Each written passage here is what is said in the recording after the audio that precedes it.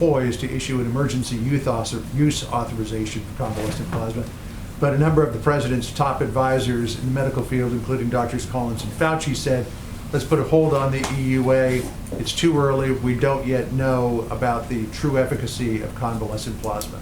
Does the president agree with putting off the emergency use authorization, or is he of a different mind of it? Yeah, so I haven't spoken to the president about that particular EUA. You can ask him that later this afternoon.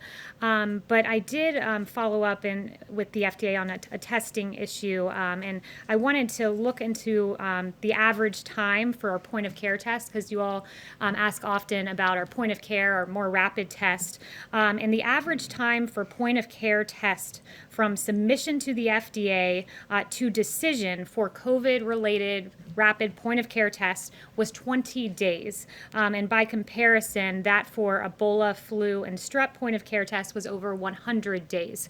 So this FDA, under this president, has managed to prove these rapid point of care tests that you all ask about at a rate 5 times faster than for Ebola, flu, and strep, which have taken more than 100 days on average. And just before I walked out here, Attorney General Barr announced some very good new news. Last week, of course, we learned that the suspected killer of Legend Taliaferro was charged, which was very encouraging to see. Operation Legend was, of course, named after Legend Taliaferro, the 4-year-old boy who was shot and killed in his bed. This has been going on for 6 weeks.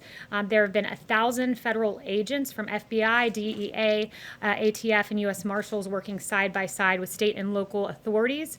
Operation Legend is a very good example of cooperation and action, which is a sharp contrast to those who merely express empty sentiments or worse, hold blatant disregard for the unacceptable violence in our cities, of which many children have fallen victim to. The president cares. The president wants law and order restored. He wants peace in our streets. So this president took action.